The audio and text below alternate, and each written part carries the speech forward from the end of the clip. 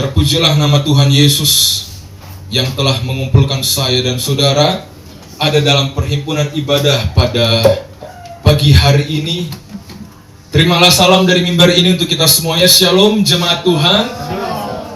Bagaimana kabarnya? Puji Tuhan, sehat ya. Puji Tuhan, beberapa hari situasi tidak menentu, tetapi saya percaya Tuhan tetap tentu dalam hidup kita. Haleluya. Hari ini Bapak Ibu Saudara, saya ingin mengajak kita belajar satu kebenaran firman Tuhan. Saya rindu menampilkan dengan PowerPoint. Ada satu hal kisah yang menarik ketika saya merenungkan suatu kebenaran firman Tuhan, yaitu saya ingin menyoroti dari seorang pribadi bernama Lea. Kisah Lea. Ketika saya membaca dan merenungkan kisah ini, ada satu hal yang saya temukan yang boleh saya simpulkan menjadi judul kebenaran firman Tuhan pada pagi hari ini, ialah boleh kita baca bersama ya, yang di tengah. 1, 2, dan 3. Kasih Allah di tengah penolakan. Bapak Ibu Saudara, kita akan sama-sama belajar akan hal ini, tentang kasih Allah di tengah penolakan yang ada. Saya mengajak kita membuka ayat firman Tuhan. Kita boleh buka Alkitab kita. Bagi Bapak Ibu Saudara yang gak sempat membawa Alkitab karena tadi buru-buru ya kan, nah, boleh sama-sama memperhatikan di tampilan di depan. Sudah saya persiapkan. Saya mengajak kita memperhatikan di dalam kitab Kejadian pasal 29 di ayat yang ke-21.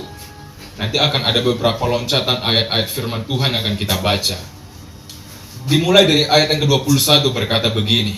Sesudah itu berkatalah Yakub kepada Laban, berikanlah kepadaku bakal istriku itu, sebab jangka waktuku telah genap, supaya aku akan kawin dengan dia. Saya mengajak kita memperhatikan di ayat yang ke-23, tetap dalam Kejadian pasal 29, berkata begini. Tetapi pada waktu malam diambilnyalah Lea anaknya, lalu dibawanya kepada Yakub, maka Yakub pun menghampiri dia. Di ayat yang ke-25 berkata begini, tetap dalam Kejadian pasal 29. Tetapi pada waktu pagi, tampaklah bahwa itu Lea. Lalu berkatalah Yakub kepada Laban, apakah yang kau perbuat terhadap aku ini? Bukankah untuk mendapat Rahel aku bekerja padamu? Mengapa engkau menipu aku? Di ayat yang ke-26, jawab Laban, tidak biasa orang berbuat demikian di tempat kami ini, mengawinkan adiknya lebih dahulu daripada kakaknya. Dan ayat yang terakhir di ayat yang ke-30, Yakub menghampiri Rahel juga, malah ia lebih cinta kepada Rahel daripada kepada Lea. Demikianlah ia bekerja pula pada Laban 7 tahun lagi. Bapak Ibu Saudara, dari beberapa ayat firman Tuhan ini saya mengajak kita untuk menyoroti seorang pribadi bernama Lea. Ada beberapa pertanyaan sederhana begini, siapakah Lea itu? Dari ayat kebenaran firman Tuhan yang kita boleh perhatikan bersama tadi, dijelaskan begini, Lea adalah istri pertama dari seorang pribadi bernama Yakub.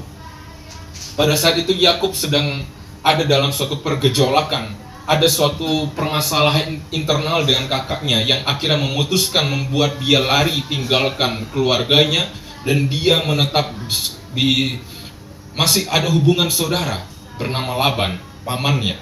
Nah, Laban ini punya anak 2. Yang pertama ialah Lea dan Rahel. Dan Lea ini juga adalah kakak dari Rahel.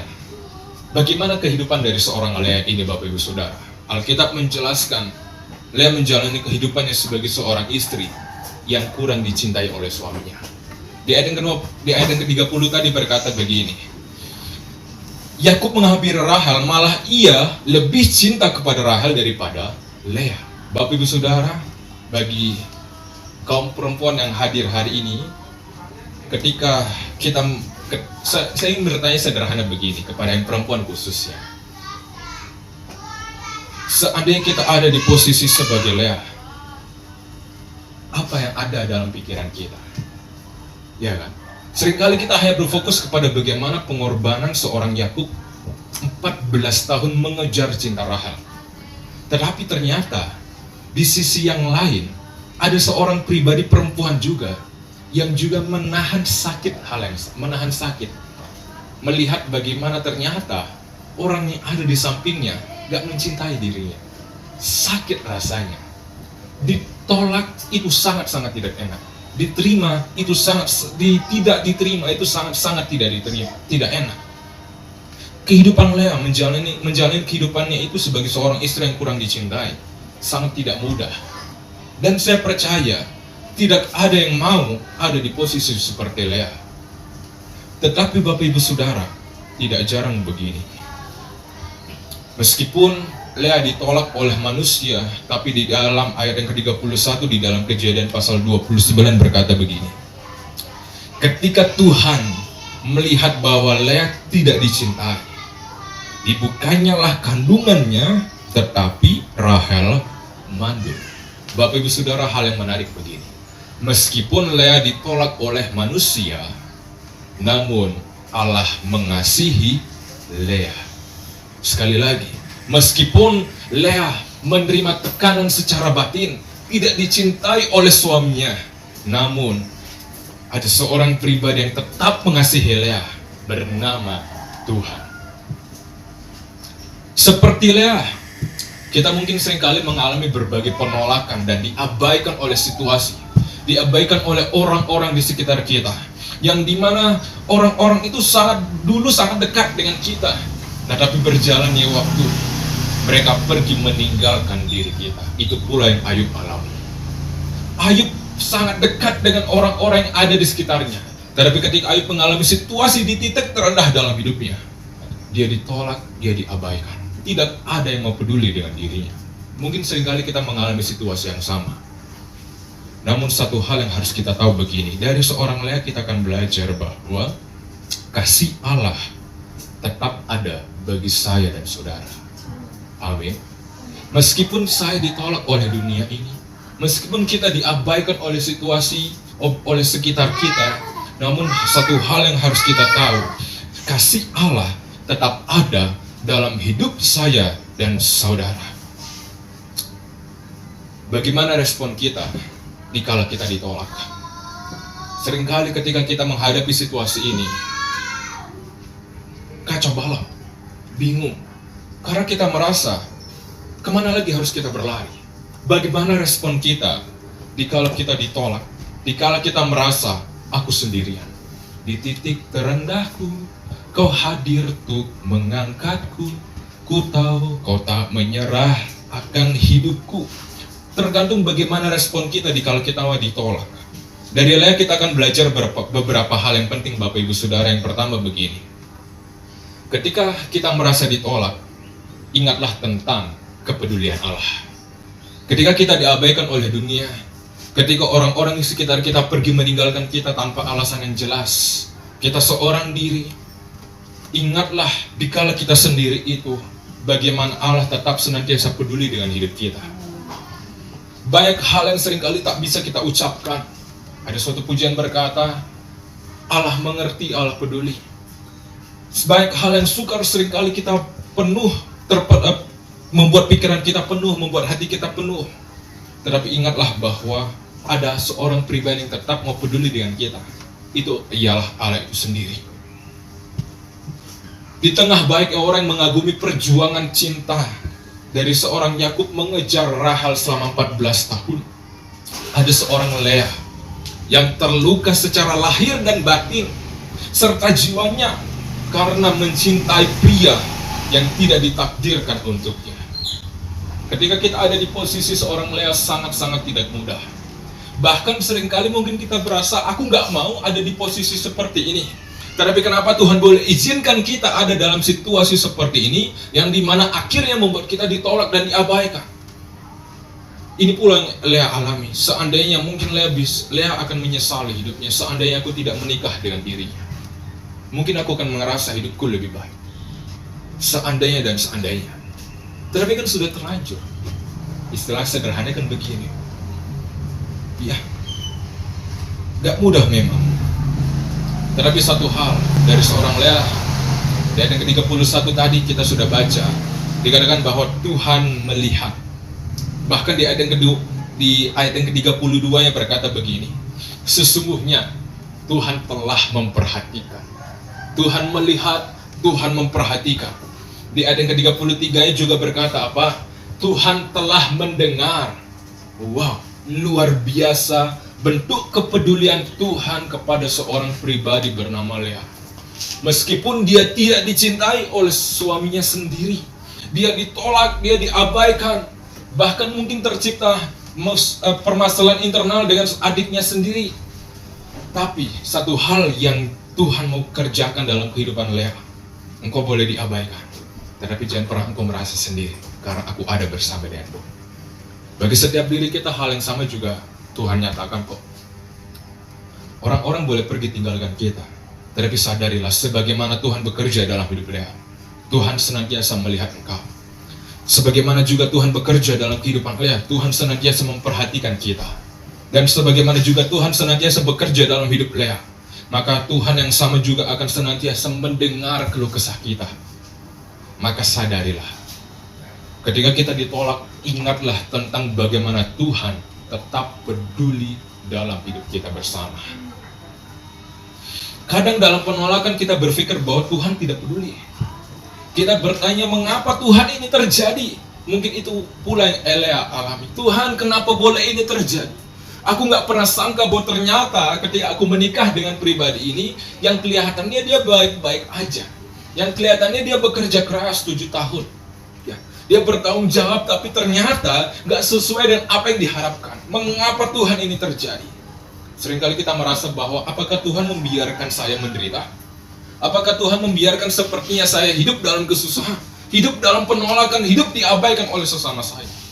Tetapi saya mau bilang begini, dari kisah Lea mengingatkan kita satu hal yang penting, bahwa cinta manusia bisa mematahkan, tetapi cinta Tuhan tidak mematahkan. Cinta manusia boleh mematahkan kita, sakit di PHP-in, ya kan? Tetapi ternyata Tuhan gak pernah PHP. Dia pemberi harapan yang pasti, bukan pemberi harapan yang palsu. Sama-sama PHP sih, tapi ternyata artinya berbeda. Jikalau manusia pemberi harapan yang palsu, tapi ternyata Tuhan pemberi harapan yang pasti. Haleluya. Di dalam Mazmur pasal 34 di ayat 19 berkata begini. Boleh kita baca bersama ya, 1, 2, dan 3. Tuhan itu dekat kepada orang-orang yang patah hati, dan Ia menyelamatkan orang-orang yang remuk jiwanya. Bapak Ibu Saudara, seringkali ketika kita mengalami situasi duka, seringkali kita merasa bahwa udah gak ada yang peduli dengan aku. Apa yang seringkali terjadi dalam hidup kita? Malahan kita kecewa dengan manusia, dan akhirnya malahan oleh karena kekecewaan itu pula kita menjauh daripada Tuhan. Iya kan? Ketika saya mencoba merenungkan hal ini, iya benar juga sih. Kecewanya dengan manusia, tapi larinya daripada Tuhan, lari menjauh dari Tuhan gitu. Mengapa? Agak gak masuk akal memang kan. Kecewanya dengan manusia, tapi yang lari menjauhnya dari Tuhan juga. Iya kan? Maka saya mau bilang begini, ketika kita kecewa dengan manusia, jangan Tuhan yang kita jauhi. Kita boleh kok kecewa, kita boleh kok merasa disakiti, kita boleh kok merasa sepertinya dia melukai hati saya, dia mematahkan hati saya, dan sepertinya apa yang saya harapkan dalam hidupnya sepertinya nggak sesuai. Boleh, wajar, karena sebagaimana yang tadi saya katakan bahwa cinta manusia bisa mematahkan, tetapi tidak dengan cintanya Tuhan. Maka ketika kita kecewa dengan manusia, kita ditolak, kita diabaikan, jangan Tuhan yang kita jauhi, tetapi tetap senantiasa ingat akan kepedulian Tuhan. Ketika kita kecewa dengan manusia, jangan Tuhan yang kita jauhi, ya kan? Seringkali begitulah gambarnya, ya kan? Tuhan senantiasa menanti, tapi malahan kita berlari ke arah yang berlawanan dengan Tuhan. Kalau mau dicari apa sebabnya, kadang lucu gitu ya kan? Lucu sebabnya, dan terkadang bingung-bingung sendiri. Iya benar juga ya, saya kecewa dengan manusia, tapi kenapa saya lari dari Tuhan? Kenapa? Lucu kadang memang. Itu pula yang seringkali kita alami. Saya pun juga seringkali alami seperti itu. Kecewanya dengan manusia, tapi malah hubungan dengan Tuhan yang jauh. Udah gak mau lagi doa, udah gak mau lagi saat teduh dan lain sebagainya. Kecewa gitu dengan manusia. Apa sebabnya? Ya kan? Coba kita renungkan bersama. Seringkali kita melakukan hal itu kok. Kita kecewanya dengan manusia, tapi malah kita larinya dari Tuhan. Tanpa sadar, kita sering melakukan hal itu. Maka di Mazmur pasal 34 tadi berkata, yuk jangan jauh daripada Tuhan, tetapi dekatlah. Tuhan tahu kok keadaan hati kita. Tuhan tahu kok apa yang sedang kita alami. Dia memulihkan, dia mengembalikan situasi seperti semula. Maka di dalam Mazmur pasal 118 di ayat yang ke-8 berkata begini, lebih baik apa? Berlindung pada siapa? Tuhan, daripada percaya kepada manusia. Maka saya mau katakan begini, belajar mencintai Tuhan lebih dari segalanya akan menjauhkan kita dari kekecewaan. Karena manusia selalu memiliki potensi untuk mengecewakan. Ketika kita hanya berfokus mau cinta Tuhan seumur hidup kita, manusia boleh mengecewakan, dunia boleh menolak, kita boleh diabaikan, tetapi kita nggak akan pernah menjauh daripada Tuhan. Karena kita selalu ingat bagaimana Tuhan tetap peduli dengan saya. Orang-orang boleh tinggalkan, silahkan pergi tinggalkan, itu hak mereka. Tapi saya tahu, Tuhan saya yang selama ini saya kenal tidak akan pernah tinggalkan saya. Maka lebih baik bagi saya untuk jatuh cinta kepada Tuhan setiap hari daripada jatuh cinta kepada manusia. Karena manusia bisa mengecewakan dan mematahkan saya, tetapi Tuhan saya tidak pernah mematahkan dan mengecewakan saya. Haleluya. Ya kan? Jadi Bapak Ibu Saudara, mari rasa cinta kita kepada Tuhan yang senantiasa bertumbuh, mari senantiasa tetap tumbuhkanlah itu. Karena mencintai Tuhan lebih daripada segalanya akan menjauhkan kita dari rasa kecewa. Karena Tuhan peduli dalam hidup saya dan saudara. Dari Lea juga kita akan belajar hal yang kedua begini. Ketika kita merasa ditolak, kita diabaikan, bagaimana respon kita? Hal yang kedua kita boleh belajar ialah jangan mencari pengakuan di tempat yang salah. Yang pertama tadi, ingat bagaimana Tuhan peduli. Maka hal yang kedua, ingatlah jangan mencari pengakuan di tempat yang salah. Pengakuan loh ya. Di ayat yang ke-20, di dalam Kejadian pasal 29, di ayat yang ke-32 tadi, lanjutannya begini. Ada satu hal yang saya garis bawahi dalam tulisan warna kuning begini. Ketika Lea mengandung lalu melahirkan seorang anak laki-laki dan menamai Ruben, anak pertama bernama Ruben. Apa yang dia katakan? Sekarang tentulah aku akan dicintai oleh suamiku. Di ayat yang ke-33, mengandung pula lah ia melahirkan seorang anak laki-laki. Maka ia berkata apa? Sesungguhnya Tuhan telah mendengar bahwa aku tidak dicintai. Di ayat yang ke-34, ketika dia mengandung anak yang ketiga bernama Lewi, dikatakan begini apa? Sekali ini suamiku akan lebih erat kepadaku, karena aku telah melahirkan 3 anak laki-laki baginya. Bapak Ibu Saudara, 3 kali Lea mencoba mendapatkan cinta dari seorang Yakub. Tidak salah dong, seorang istri kok mau dicintai oleh suaminya. Benar atau tidak? Para istri yang hadir hari ini, iya kan? Begitu pula nggak hanya istri sih, kadang suami pun juga ingin dicintai, ya kan? 3 kali Lea mencoba mendapatkan cinta Yakub dengan berusaha memberikan keturunan. Tetapi ternyata Yakub nggak peduli akan hal itu. Hati Yakub tetap kosong. Yakub tetap lebih mencintai Rahel. Bapak Ibu Saudara, apa yang mau saya katakan bahwa apa yang Lea lakukan tidaklah salah. Mencari pengakuan hal yang wajar kok. Siapa yang nggak pengen diakui? Semua pengen diakui. Semua pengen diakui kok.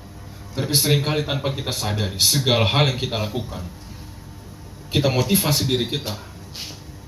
Kita lakukan berbagai cara agar senantiasa kita diakui. Itu yang seringkali tanpa kita sadari kita lakukan itu. Itu yang Lea alami juga.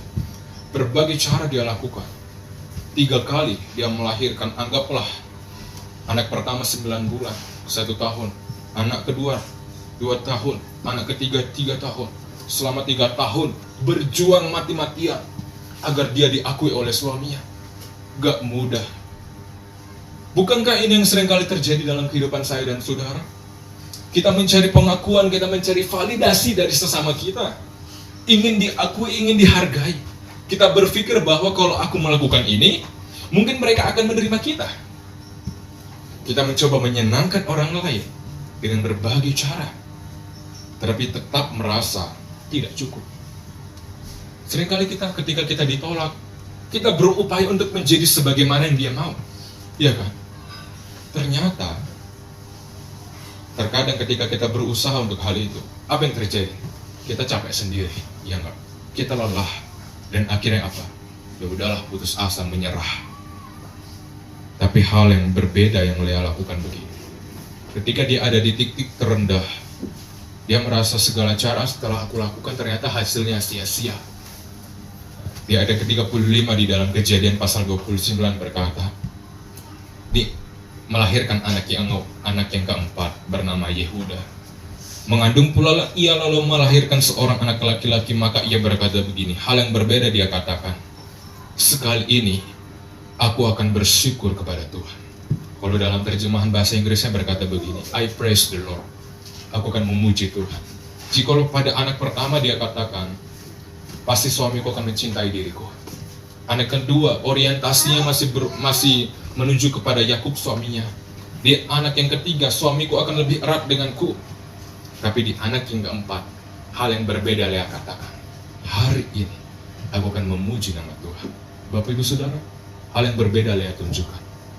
Jikalau pada awal-awalnya dia berusaha mencari pengakuan dari manusia, tetapi dia sadar ketika Tuhan boleh izinkan kembali melahirkan keturunan yang keempat, dia menyadari, sudah tidak saatnya lagi aku mencari pengakuan manusia, tapi aku harus mencari pengakuan daripada Tuhan.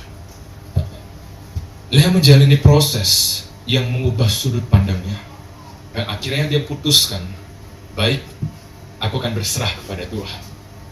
Akhirnya ia menemukan Tuhan, dan hal ini juga yang mengubah kehidupannya.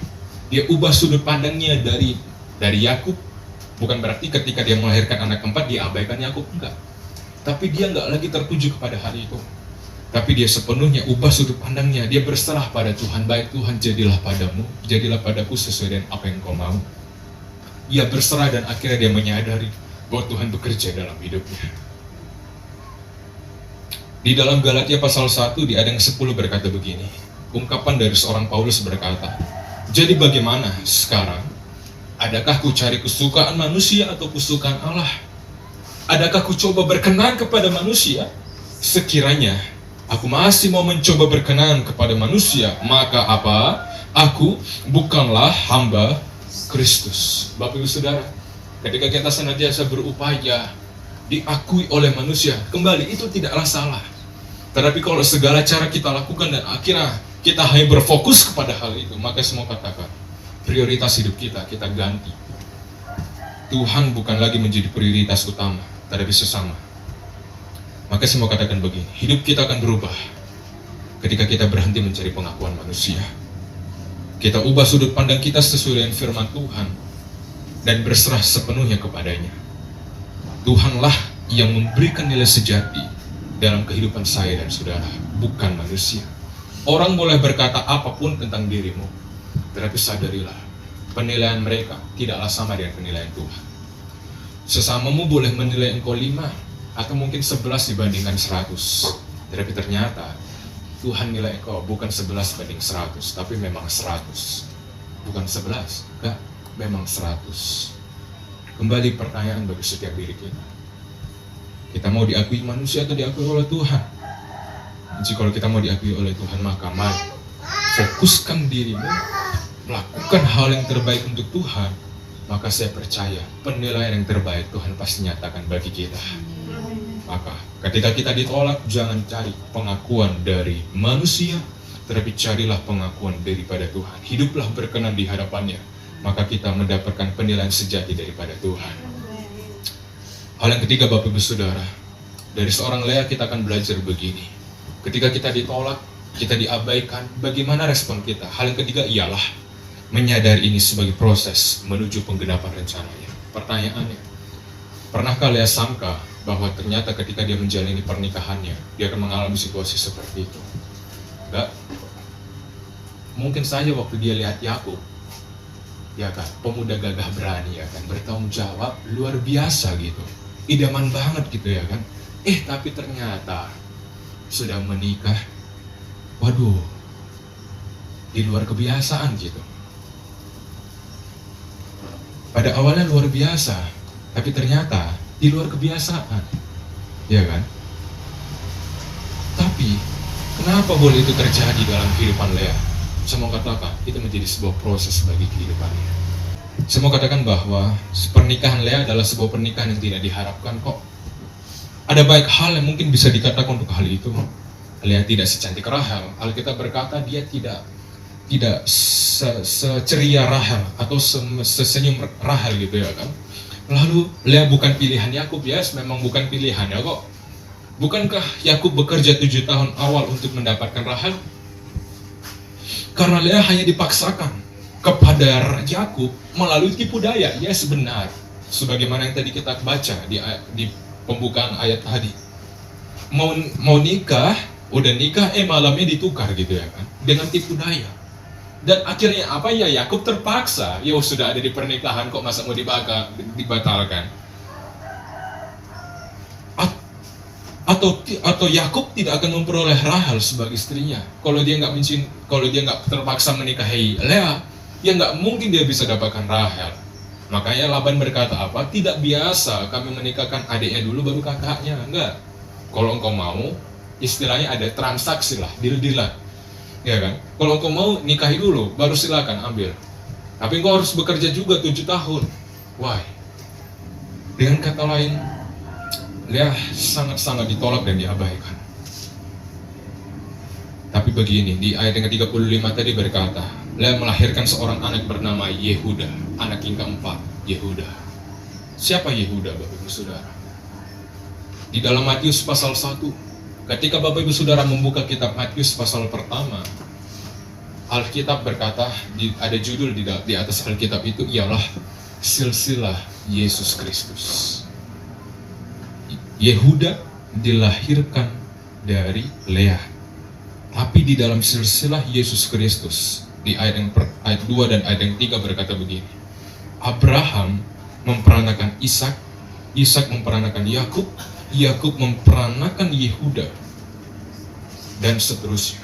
Yang dimana pada akhir nanti akan ada seorang pribadi yang ungkapkan, yaitu Yesus Kristus datang. Yang mau saya katakan begini, Bapak Ibu Saudara,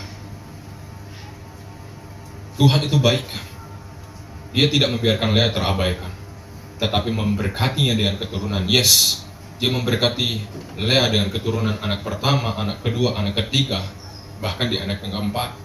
Lea menjadi seorang perempuan yang beruntung karena melahirkan Yehuda, yang dimana dari Yehuda inilah kelak menjadi leluhur suku raja-raja Israel. Dan dari garis keturunan Yehuda pula lah lahir juru selamat dunia.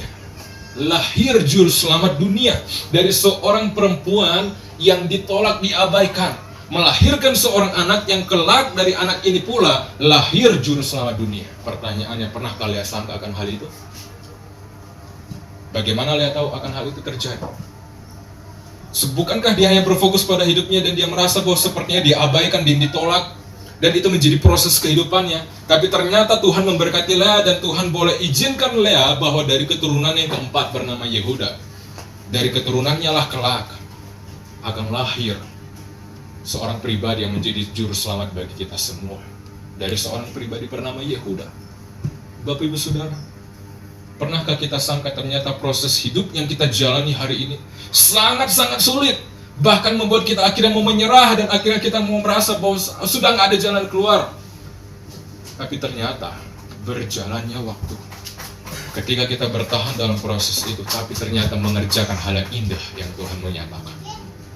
Yang namanya proses kan berbeda dengan hasil.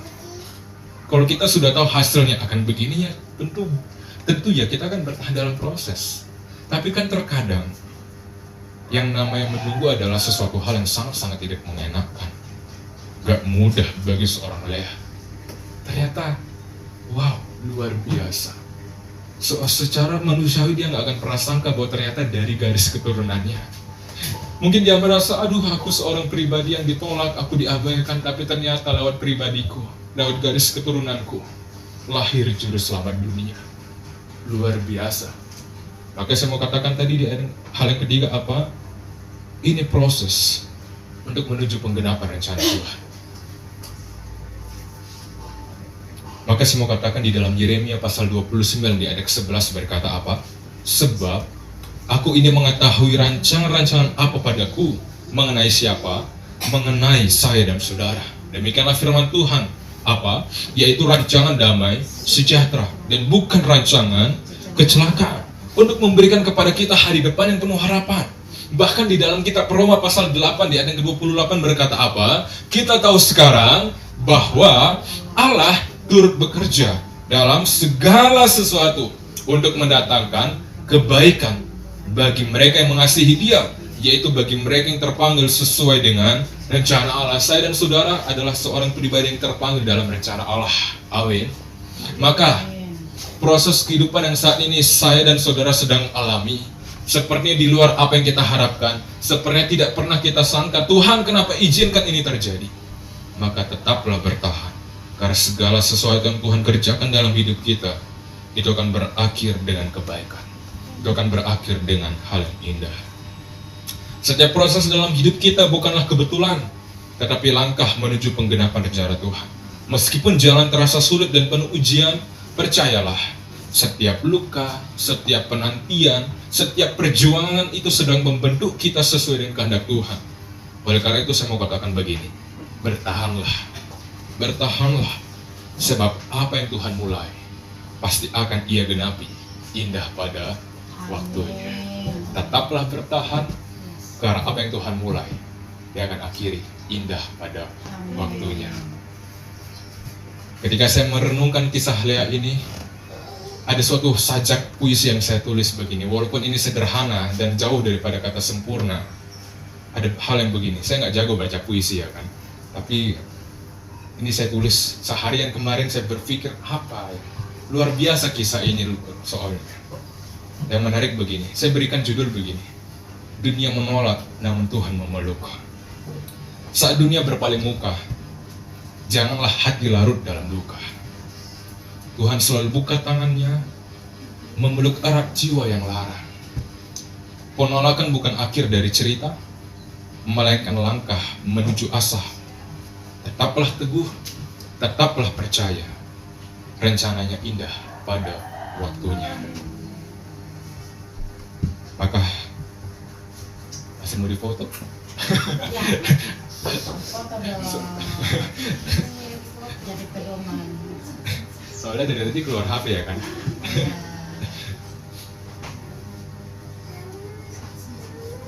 Oleh Yohanes Periadi. Ya. Oke. Nanti boleh dibagi-bagikan ya. Oke. Ya. Saya tutup kebenaran firman Tuhan ini dengan sebuah kesimpulan sederhana begini. Tema firman Tuhan, judul firman Tuhan pada hari ini yang kita boleh belajar dari kisah seorang Lea ialah begini: kasih Allah di tengah penolakan. Bagaimana seharusnya respon kita dikala kita ditolak oleh dunia? Kita diabaikan, kita merasa terasingkan, dan kita merasa sendirian. Yang pertama, ketika saya dan saudara merasa ditolak, ingatlah tentang kepedulian Allah. Yang kedua ialah, yuk sama-sama mari ubah sudut pandang kita. Jangan cari pengakuan manusia, jangan upayakan bahwa agar saya berkenan di hadapan manusia, tetapi mari ubah agar hidup saya bisa berkenan di hadapan Tuhan. Silahkan manusia boleh tinggalkan saya, tetapi saya tahu Tuhan saya nggak akan tinggalkan, maka saya hanya mau berkenan kepadanya. Maka hal yang ketiga ialah respon kita dikala kita ditolak. Saya mau katakan bahwa sadari, ini proses menuju penggenapan rencananya. Yuk bertahan dalam proses. Boleh ditinggalkan, nggak apa-apa, tapi harus tetap bertahan, karena rencananya indah pada waktunya. Demikian kebenaran firman Tuhan pada hari ini.